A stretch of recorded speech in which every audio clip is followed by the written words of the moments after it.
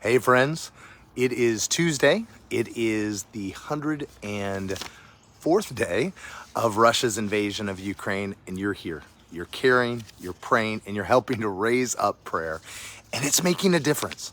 We have seen such massive breakthroughs in the last 24 to 48 hours in Ukraine. And guys, I can't say it enough, over and over again, every Western country, every Western nation, nations around the world have given up on Ukraine, keep saying, even in the last 24 hours, it's come out that German intelligence says Ukraine can't hold out for more than 4 or 5 weeks. They're going to lose all of Donetsk and Lugansk. And yet, Russia was supposed to have already taken all 7 of Donetsk days ago.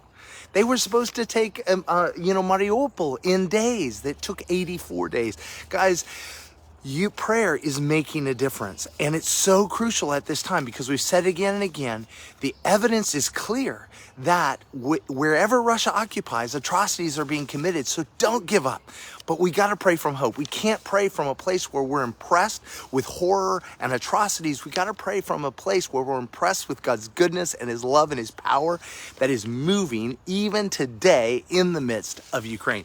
So come on, we got to start then with what the good stuff that's happening. As many of you guys remember, yesterday I mentioned that another Russian general was killed. More information has come out. I mentioned that he was in Lugansk. He was actually not to Lugansk. He was going towards Luchansk, sorry. He was in the village of Nikolaevka coming from Popasna. He was actually leading an attack. Guys, this is insane. This is insane. The degree to which the Russian command and control system is broken down is literally generals are leading attacks. Now, that sounds brave and everything, but in war, a general's ability is not to lead people physically in battle, but to think through how everything needs to work. But what's happening is they don't have secure communications, so they can't communicate with people except verbally. And they've broken down the command structures, so they can't pass commands down the chain. They actually have to do it themselves.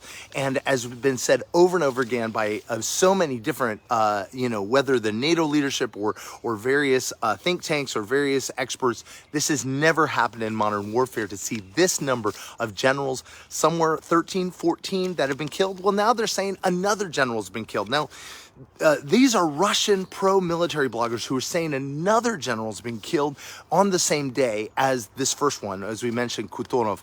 Well, this guy is, his name is Berdnikov, but here's the thing, it might be a confusion on their part because they're both named Roman. They're both he's a lieutenant general, the other was a major general. They both had led the 29th division. So it might be confusion, but even in that, you've got to understand up to this point, pro-Russian bloggers, pro-government things have been very wary of declaring when these horrible things had happened. So there's a breakdown in confidence in the Russian army within those who are for the Russian army. What have he said over and over again? When the truth comes out, it is always a friend of the light. And we've said this, that the war in Ukraine will end on the Russian side when the Russian people recognize the folly that Putin and his cadre of oligarchs and thugs have perpetrated upon Ukraine and Russia and Belarus. And it's beginning to happen. It's beginning to happen. Also, in Slavyansk, they attempted to attack yesterday towards Slavyansk, coming from the Izum direction near Davienki, and they were pushed back. In the Black Sea, there's evidence of Russian ships, the fleet, withdrawing to over 100 kilometers from the Ukrainian coast. Now, the Ukrainians are saying this is a sign that they are afraid of the harpoons, of the missiles they have, and that very well may be the case. But the reality is, please continue to pray because there's a couple different things. Russia is pushing Ukraine to demine the Odessa harbor. First of all, they mined it, but they all as well. But If they do so, they leave themselves vulnerable to Russian amphibious attack. We mentioned this. There are 6 Ukrainian airborne divisions in the area. Russian airborne divisions in the area, 12 landing ships, 2 guided missile cruisers, and apparently supported from Snake Island in the area. If they open it up, Odessa could be in danger of a real amphibious assault. So please be praying, because the Russian fleet, not to be pulled back, but to be removed, destroyed utterly, that no ability of Russia to wage war, particularly in the western half of the Black Sea, that would be utterly destroyed, because they, right now, it looks like Russia's trying to use the global grain crisis, food crisis they've caused as a means of getting access to be able to do an amphibious assault on western Ukraine, particularly the section from Mykolaiv all the way over towards Romania. So please pray for wisdom and understanding, but also for the Russian fleet to be taken out. Another thing is today, huge in the UN, Charles Michel, who's the head of the European Council, he spoke in the UN and he nailed Russia to the wall, declaring that they have caused this crisis and they're attempting to hold the entire world hostage.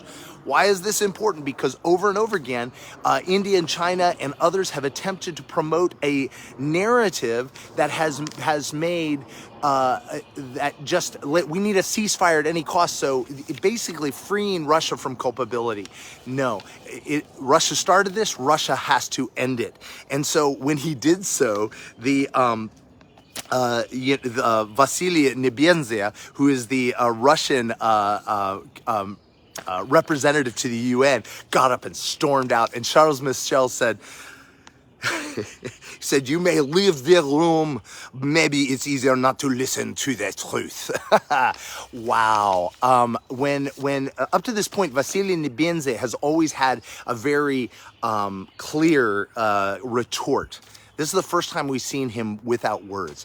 That is great. We've got to keep that kind of pressure, because just last week, Putin met with the president of Senegal, who's the head of the African Union, because Africa is facing severe famine if the Ukrainian grain cannot get out. 20 million tons of grain waiting to go out. And in the next month, there is the winter harvest is about to be brought in Ukraine. And if it's not, if it doesn't have anywhere to go, it's just going to be lost. So we've got to see a breakthrough in the next 3 to 4 weeks, absolutely, for grain to get out of there.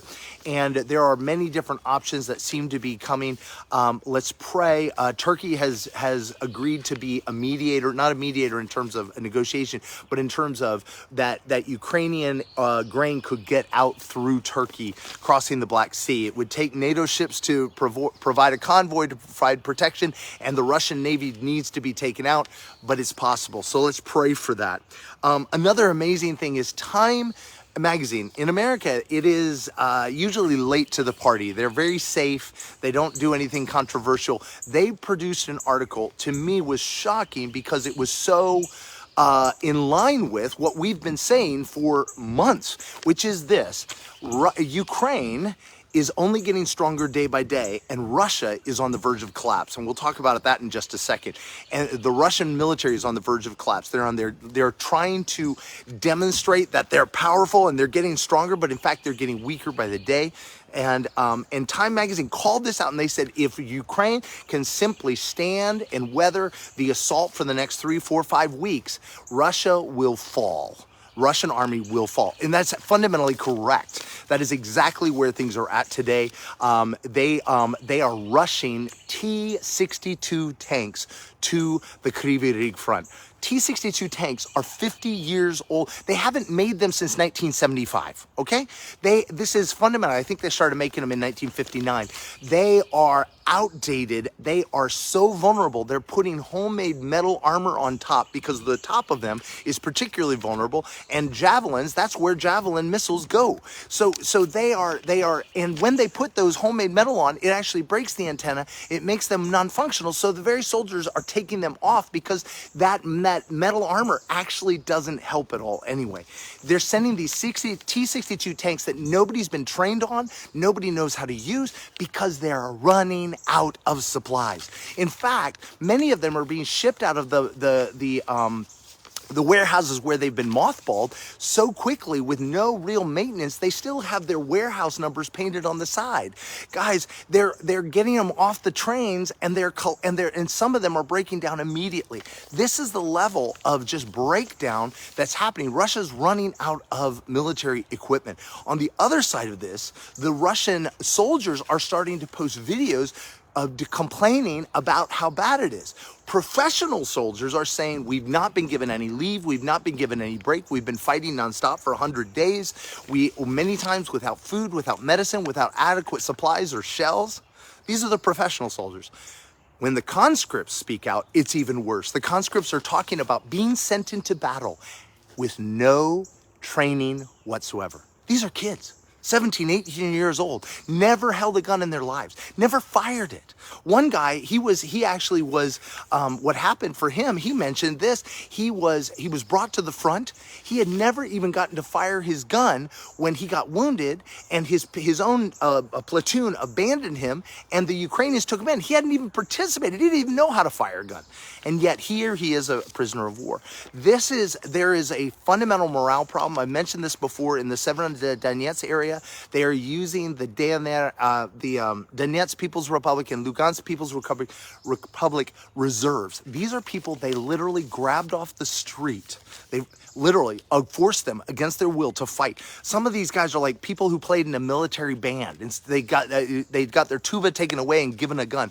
These are the soldiers that the Russians are using to attack in Severodonetsk. In Severodonetsk, the Ukrainians have created a citadel. They pushed back the Russians. They've created a concrete citadel that the Russians are literally just throwing every bomb possible against it, and the Ukrainians are holding fast. They are outnumbered, they're outgunned, and yet they have the upper hand because they have such strong defensive positions. They have such so much more experience, so much more intel, and the Russians are just throwing bodies and bombs, and to no avail. So continue to pray for Severodonetsk, that they continue to hold fast, that they are able to, and pray for the Russians. Pray for the Russians to have wisdom to throw down guns and to quit fighting, that they would have a way to get out.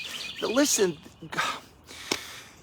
this is about Putin. This isn't about the Russian people. Continue to pray for the Russian people to understand what's going on and to rise up.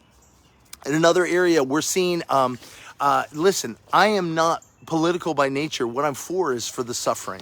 But one of the things is that Boris Johnson, the Prime Minister of the UK, in the last 24 hours faced a no confidence vote within his own party, and because of his other stupid stuff.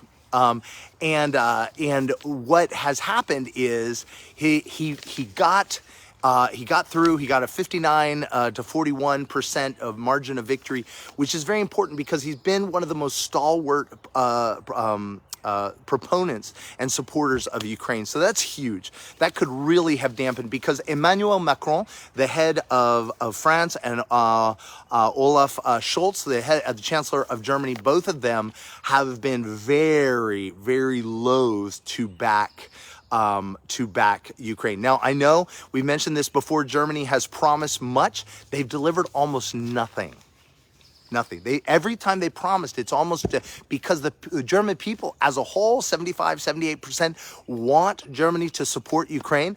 But they're afraid, as I said, the German intelligence, they believe Ukraine is not going to be able to hold out on some fronts. So they don't want to back a loser. They don't want to, it's too politically risky.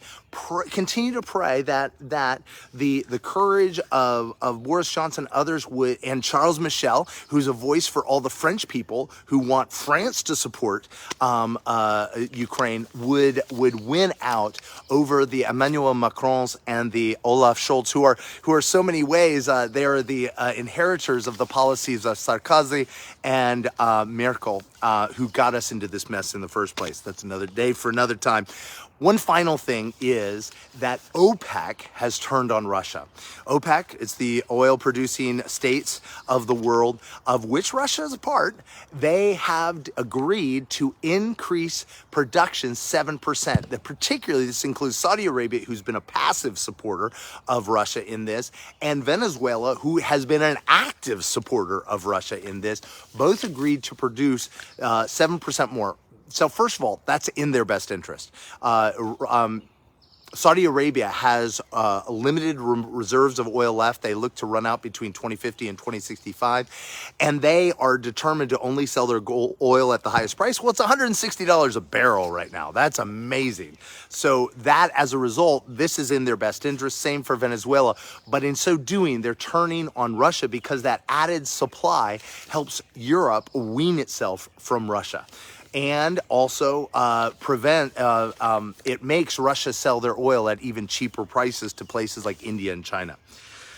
All right, well, man, guys, there's so much going on. Another piece of this, though, is, I failed to mention this, is in Kherson, they have decided, contrary to what they said 3 days ago, that they were going to send oh, wow. Oh, cool. My daughter's showing me bugs, roly-polies. Oh, I gotcha. What they're doing is in Kherson, they are going to do a referendum to join Russia at some point. Well, guess what? The response for that was that some partisan activity. They bombed a cafe that's exactly opposite the Russian set up civilian military headquarters for Kherson. Well, that cafe is where all those guys take lunch, right? And so it was really a hit on those collaborator leaders. And so the Ukraine, there is massive partisan activity throughout Kherson, throughout Melitopol, and throughout all the occupied territories. And it is it's making a difference because Russia has been unable to find enough collaborators to be able to take over these areas. Again, putting to death the lie,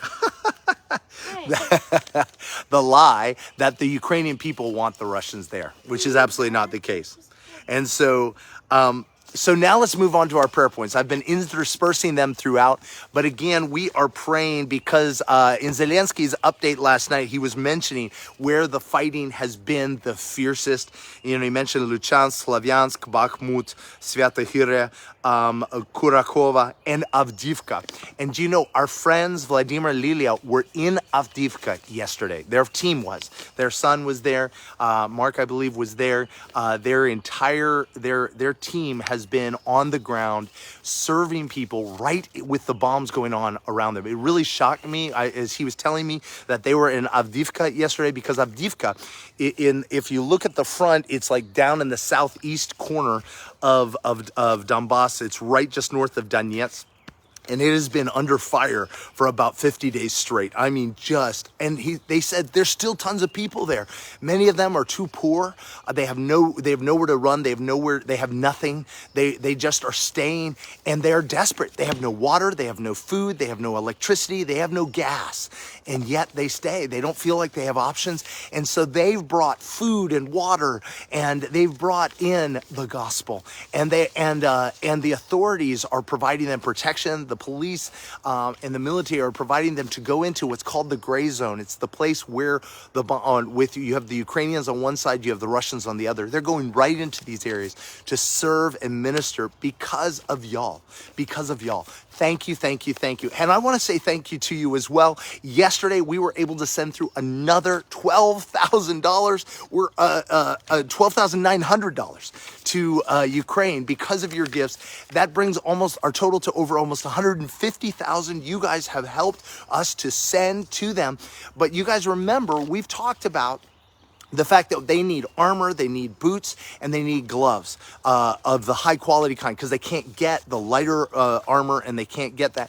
Well, praise God, we ran into all kinds of problems with how to get those there. It's a very long story of all the places that are difficult. but God has provided a way. There is a gentleman who has taken to importing these kind of things into Ukraine. Right now, armor is going for anywhere from 4 to 10 times its price in America. So in the same thing with quality military boots. This guy's importing them and refusing to sell them at an he's selling them at base price. That's amazing. And so our friends Vladimir has made that connection. So what we're going to do is, many of you have given money specifically for that. We're going to give the money directly to them so they can get it actually much quicker than even if we were able to send it. Thank you, thank you, thank you. It makes a difference, because as those chaplain medics go into the most dangerous areas, we want them to be protected. We want them to be safe, and we want them to be able to continue to do the work. So thank you guys for being a part of that and continuing, because as I mentioned early last week, they had run out. They continue every day. They buy absolutely everything they can and give absolutely everything away. And they were down to zero. They were down to, I think they had like $650 left and then you guys you guys have given, and we were able to give directly, move that money directly onto them. So thank you, thank you, thank you.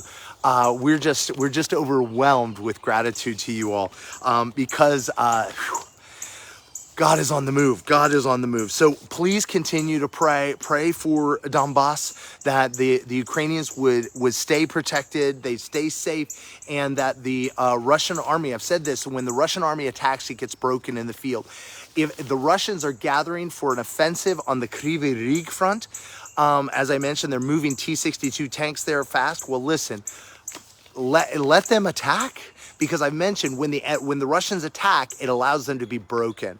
And with the Russian army has to be broken in the field. But there's also been a massive uptick of shelling this morning all across the Zaporozhye front, and so pray for there as well. The Ukrainian army has held there strong for gosh, I want to say 60, 70 days at this point. So praise God, continue to pray for them, and continue to pray for Odessa to stay safe, and for the Russian Black Sea fleet to be cut off. Those are the big ones. Those are really the big ones. And continue to pray for the church to rise up. Continue to pray for the church to take its place in serving the least of these. And as I mentioned, 2 million refugees have already returned to Ukraine. Pray for many of the believers to be emboldened to continue to rise up and to run to the front to serve the least of these. This is the time for the church to arise. And thank you for being a part of that. Every time you share this, every time you make your share public, every time you like and comment, it makes a massive difference. Yesterday, thanks to y'all, we blew back up to some of our levels we haven't seen in a while. And so there are many of you who are new. And so if you're new and you're wondering, how do they know this stuff? I'm going to share with that in a minute of who we are and how we know what we know. But for those of you guys who already know, you're good. But thank you for helping us again get the word out, because God is on the move. So finally, before I share about us, I just want to pray for you. You matter. You matter. So many of you have shared the testimonies of your healings, of your breakthroughs that you've gotten as you've invited us and each other to pray. So if you need prayer right now, just say need prayer.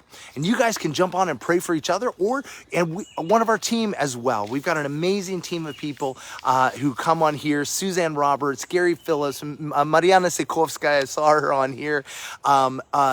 Jill Hawes, so many others. If you need prayer, they would love to come alongside your prayer. Pray for you, but we also have mentoring groups, online mentoring groups through Zoom. As always, everything's free. Just say men's group if you like, or women's group. Men's group, Gary Phillips will reach out to you and give you the details of how to get involved. They have a private Facebook group, and then they do the meetings via Zoom. But also the women, they just met last night. It was amazing from what I hear. People from around the world, and Jill Hawes or Mariana Sikovskaya, they lead that, and they'll give you the information on that. But I think the men are meeting tonight. So men, if you'd like to be a part of that, I see PK Sung, which Paul is on, and he's part of that. So please, we'd love to have you be a part of that. But let me pray for you. Lord, I ask right now that every person here would be invigorated with your presence, filled with hope, filled with joy. God, you're not impressed with evil. As Psalms 2, you say that though you sit in heaven and laugh while they're trying to plan the death of your Messiah, your anointed one. You're just like, you're not impressed with the devil's plans, Lord. And Lord, we can't be either. Let us be impressed with you, be magnified before our eyes, that we might be filled with your joy and your life. In your name, amen. All right, come on, guys. Love you all so much. Well, here, like I said, if you want to be a part of giving to what Vladimir and Lilia are doing to mobilize the church and working with so many churches throughout Eastern Ukraine, go to ariselife.org/help Ukraine. All the information is there, and there's a green button to give. If you like these, I only gave you about a page worth. We've got about 5 pages of prayers, and prayer strategies. Go to ariselife.org/Ukraine. And as always, if you're feeling led to pray, go ahead and put what you're being led to pray for, because it's really hard to pray for everything. So, and we'd love to just be encouraged by that as well. There's a green button on that page to give as well. And 100% of everything you give goes directly to Ukraine. That's part of our desire, is to support you all by we cover all the financial transfer fees on your end and on getting it to Ukraine. So no matter where you are in the world, if you're giving overseas, a phone number won't work for that on the security piece. You'll need to click the email option. Click email, and then you'll be able to set up a secure profile that's a completely secure site, ariselife.churchcenter.com, and you'll be able to get it through. Some of you have asked about giving via phone. Unfortunately, that's not a secure option for us. We don't like to know your financial data, if that makes sense. So, but if you want, you can give by mail. And we can put the address in for that, but also online. Those are really the 2 options we have available. And I promise you that is an extremely secure. The backdrop of that is Stripe, which is one of the most secure, if not the most secure, giving platform in the world. So thank you. So, all right, well, listen, I want to share with you. Oh, my daughter's collecting pill bugs or roly-polies. For her turtles, to feed her turtles and her frogs. So, oh, really? Oh, come on. All right. Well, listen, I want to share a little bit about us. For those of you who don't know us and you're thinking, how do you know what you're talking about? How can we trust you? Well, everything takes a bit of faith, but maybe this will help. My name is Peter, my wife Masha. We are pastors of the church Arise Life in Acworth, Georgia. So how do we know what's going on? We were missionaries in Russia in the city of Voronezh for 7 years. That is a city that's about 100 miles from Ukraine to the north, Ukraine to the south, and Ukraine to the west. East of Kharkov is where we were. We would pass through Kharkov all the time on the way to Kyiv. And we spent a great deal of time in Ukraine, and we have family in Kyiv. We have family in Lvov, but we also have family in Russia, in Novosibirsk and in Moscow. And we, as a result of a family, but also because of ministry connections, we've been studying this region for over 37 years. And we are really aware of the geopolitics, of the history. And so that's part of the backdrop. And also we have on the ground intel to be able to suss through what's real and what's fake and what's not. And so as a result, like one of the things somebody asked is, how can we, isn't Putin there to root out pedophilia and sex trafficking and, bioweapons labs and to root out corruption? Well, we've served with at-risk youth in Russia who were being actively recruited to be trafficked, the prostitution, drug running, all of this. They were seen orphans. They were seen as disposable for the mafia. And what we saw was over and over again, as Putin came to power in '99 and came to increasing control, what happened is he simply organized the mafia. He didn't eliminate the mafia, he organized the mafia. So the mafia wasn't fighting each other. They kind of got standardized territories. And what happened was